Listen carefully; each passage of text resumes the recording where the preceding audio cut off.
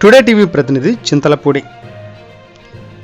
ఏలూరు జిల్లా చింతలపూడి నగర పంచాయతీలో నిత్యం రద్దీగా ఉండే రత్న థియేటర్ కాంప్లెక్స్ పరిధిలో ప్రధాన రహదారిపై నిన్న కురిసిన వర్షానికి చెరువులు తలపిస్తున్న వైనం. పాదాచారులు, వాహనదారులు అటువైపు ప్రయాణించాలంటే ప్రాణాలు అరచేతిలో పెట్టుకొని ప్రయాణించాల్సి వస్తున్న పరిస్థితి ఏర్పడింది.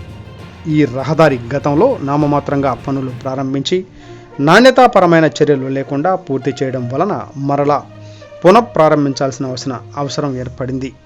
సంబంధిత అధికారులు, ఇంజనీర్లు సమస్యను గుర్తించి నాణ్యతతో కూడిన మరమ్మతులు చేయవలసిందిగా చింతలపూడి ప్రజలు కోరుకుంటున్నారు.